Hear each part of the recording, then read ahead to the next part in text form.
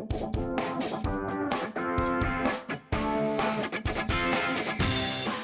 up Thinkers, balik lagi bareng gue Sultan Raffi tentunya di konten Bola Sal. Kali ini gue gak sendirian, gue ditemenin sama dua temen gue. Boleh kenalin dulu? Nama gue Aditya.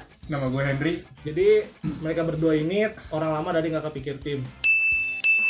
Henry ini dia fans MU, Adit ini fans City. Nah udah pasti kita akan ngebahas Premier League. So kali ini gue bakal ngebahas prediksi 4 besar dari Premier League musim ini. Langsung aja, kalau dari lu Hen, kira-kira 4 besar Premier League musim ini gimana nih? Oke, dari gue ya. Gue langsung aja ke poin-poinnya ya. Oke. Jadi yang pertama itu gue prediksi karena City juara, punya kedalaman squad juga bagus. Tahun kemarin juga juara. Mungkin dia bakalan mempertahankan gelarnya sih. Tapi itu nggak menutup kemungkinan buat tim-tim yang lain juga naik ya. Oh. Dan itu selanjutnya paling gue yang kedua itu Chelsea. Oke, Chelsea. Karena kenapa Chelsea? Karena gue lihat dari musim lalu dia juara Eropa, dia juara Super Cup, terus kedalaman skuadnya juga bagus, itu bisa nyandingin City lah buat memperebutkan juara.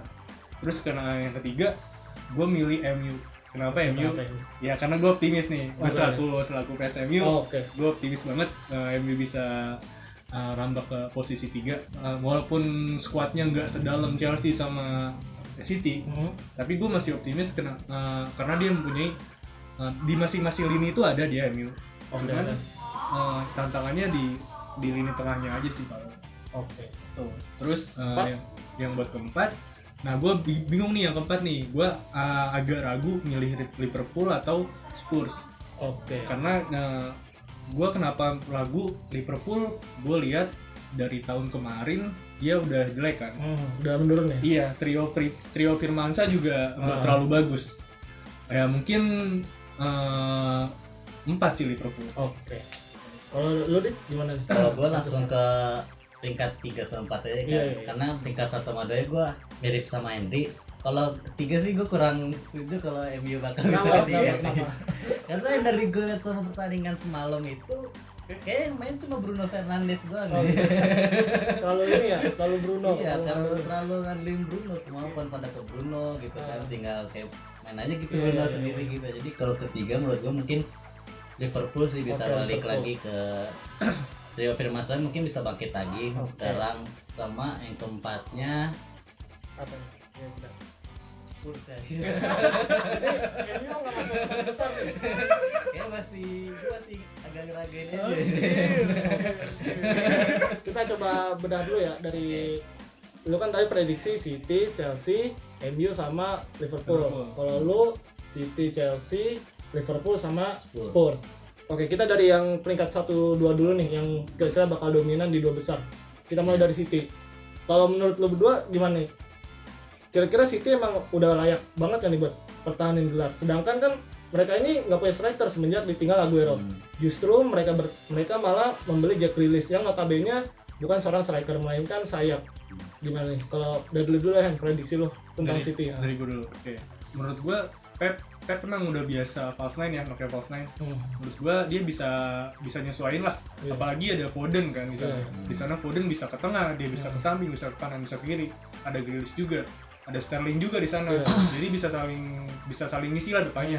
De Bruyne juga bisa maju kan dari tengah ke depan. Gundogan juga, Gundogan juga bisa ada opsi kan. Terus ya mungkin kekosongan itu bisa diisi sama beberapa pemain kalau di City, karena ya itu mereka punya kedalaman squad yang bagus juga. Dari first teamnya, terus pemain cadangannya juga bisa ngisi beberapa lini di depan gitu. Mungkin ya bisa lah. Bisa untuk mempertahankan gelar di situ. Kalau lu selaku fans City nih, gimana mandang City musim ini? Ya gue sih setuju ya sama Henry. Soalnya kita lihat sendiri juga City kan pemain tengahnya juga pada bagus-bagus gitu kan, apalagi sekarang Grealish juga masuk ke City. Kayaknya bakal banyak strategi-strategi unik dari Pepsi yang baru untuk season ini gitu yang bakal mengejutkan gitu. Kayaknya cukup buat City. Kita coba ke Chelsea. Chelsea musim lalu diambil alih oleh Tuchel dari Lampard, benar-benar drastis banget nih. Kalau gue lihat efeknya benar-benar instan, mulai dari juara Champions League sampai kemarin juara UEFA Super Cup. Nah, menurut lo berdua gimana nih Chelsea? Dia kan pakai formasi baru nih, nggak kayak biasanya. Dia pakai 3-4-3 di mana lebih mengandalkan Jorginho di tengah dan juga Kante sebagai pusat penyerangan, iya pusat penyerangan mereka di sana. Lu gimana Han? Chelsea musim ini dengan formasi 3-4-3 nih. Formasi 3-4-3. 3 itu kan diisi back si Silva sama siapa sih namanya tuh? Ada Rudiger sama ada Kurtzoma juga, ada Kurtzoma dan Christensen lah. Yeah, yes. Itu 3 itu menurut gue itu udah bisa ngedukung nge-supply si gelandangnya, karena kan si siapa namanya Christensen juga itu posisinya dia nggak terlalu back banget ya, bukan central back banget ya, yang ball playing defender lah. Nah jadi dia bisa mensupply ke tengah. Si Kante juga kan nggak terlalu, kalau di Chelsea mungkin dia ke depan banget, cuman kan dia bisa nge-backup yang belakang gitu dengan intercept-nya. Terus Jorginho itu udah pas banget buat si lini belakangnya untuk ngisi. Dia kan back 3, mungkin dia Jorginho bisa ngisi jadi back 4 lini belakangnya jadi 4. Terus yang menurut gue dengan kedalaman squad yang itu Chelsea rata sih sebenarnya. Kalau Chelsea komposisinya rata, bisa ngisi bagian depan juga si siapa namanya Kante bisa bolak-balik, Jorginho bisa ngisi belakang buat back. Terus sayapnya juga ada Mason Mount kan bisa kesana juga, bisa ke gelandang juga Mason Mount. Terus apalagi sekarang strikernya udah ada Lukaku kan. Lukaku dia benar-benar striker murni yang bisa finishingnya bagus banget lah. Si Mason Mount bisa bebas jadinya, bisa supply ke kanan, bisa supply ke kiri. Terus Jorginho juga enak gitu, bisa stay di belakang. Kante juga udah bisa fokus sekarang, lebih mobile ya, lebih mobile juga. Cuma permasalahan Chelsea kan di musim lalu kan di striker nih, dia punya banyak gelandang kreatif, cuma nggak ada yang bisa cetak gol. Apalagi Werner kan banyak bermain lebih lebar.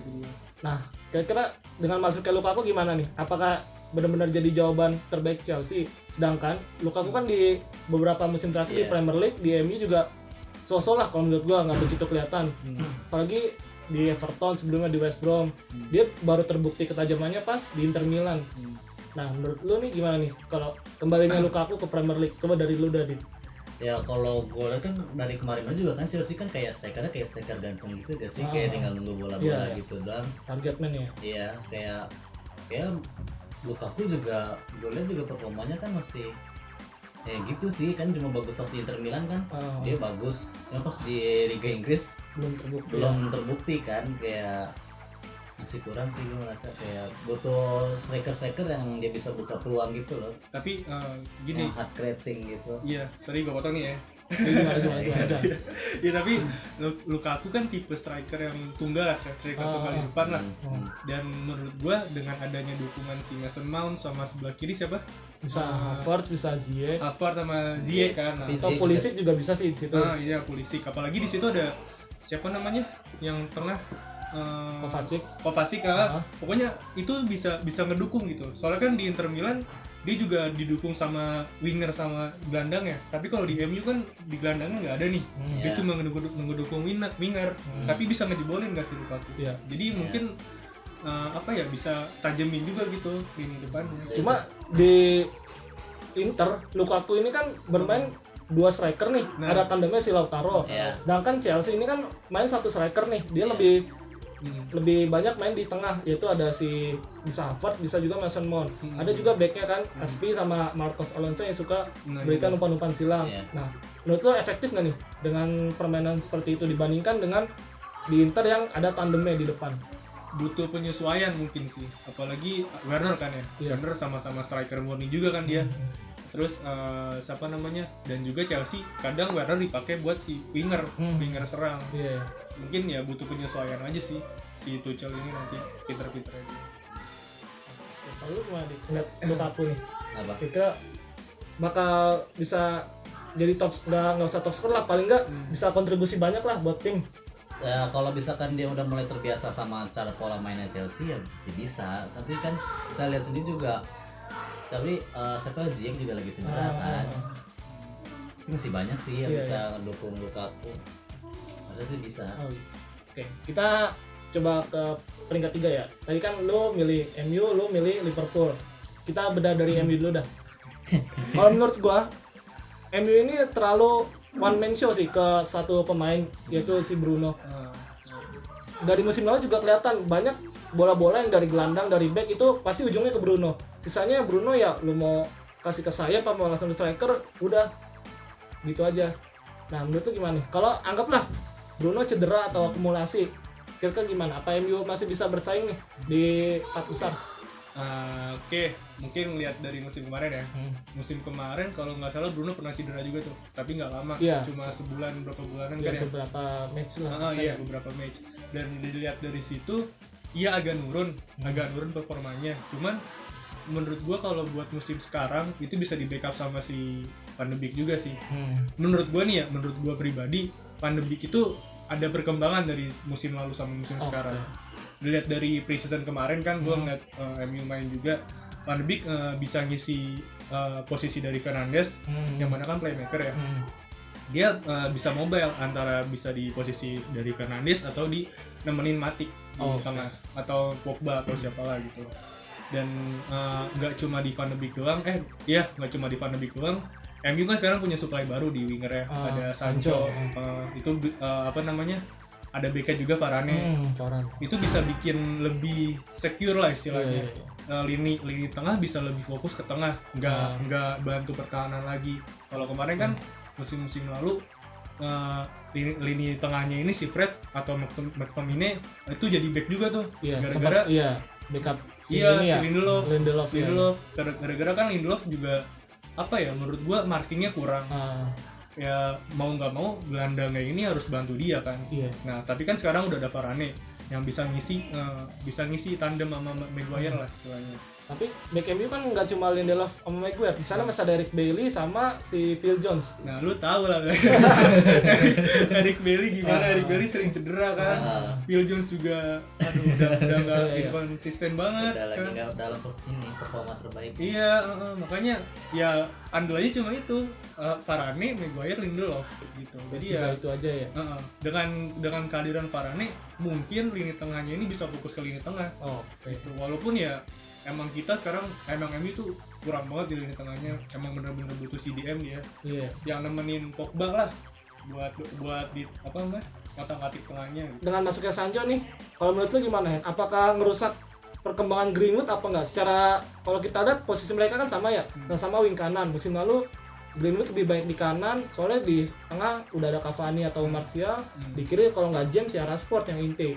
Nah menurut lu gimana nih? Apakah Sancho jawaban tepat nih buat lini kanan MU, sedangkan dia juga masih punya pemainnya, prospeknya juga sangat baik, apalagi Greenwood juga masih muda kan. Gimana nih?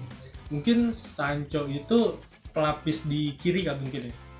Jadi dengan kehadiran Sancho, prediksi gue nih ya, prediksi gue nanti si Sancho di kiri, Rashford malah di kanan.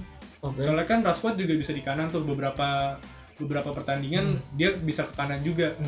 Nah mungkin yang kegeser itu si James sama Greenwood. Gitu. Mungkin Greenwood bisa gantiin Cavani juga tuh di depan. Martial mungkin menurut gua buat musim depan cadangan sih. Karena dilihat dari pre-season kemarin itu belum maksimal banget permainannya. Yang ngegolin juga, yang buat pre-season dia nggak terlalu kontribusi banyak lah istilahnya. Jadi mungkin masih bisa kegeser sama si Greenwood. Buat pelapis aja sih mungkin si Greenwood. Tapi Greenwood yang pelapis. Greenwood. Soalnya kan nggak mungkin kan MU udah ngabisin 80 juta pounds buat Sancho, nggak mungkin dia jadi pengangkat bangku cadangan kan. Pasti diisi di kiri Sancho. Soalnya kemarin juga pas semalam ya. Hari Sabtu semalam. Kemarin. Si Sancho ganti si siapa namanya tuh? Pogba. Langsung digeser ke kiri tuh Sancho-nya.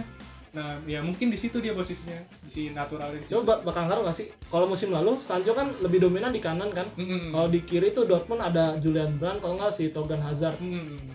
Gimana nih? Kalau kata lu bakal ngaruh nggak nih? Apalagi kan atmosfer IPL sama Bundesliga kan benar-benar jauh banget kan. Nah, itu dia. Soalnya Werner juga gue pernah baca di berita, dia ngebandingin back Bundesliga sama IPL itu jauh banget. Kalau IPL itu lebih kekar, lebih cepat speednya dibandingkan di Bundesliga. Nah itu dia tadi yang gue bilang, komposisi Rashford sama Sancho ini bisa ditukar-tukar nih.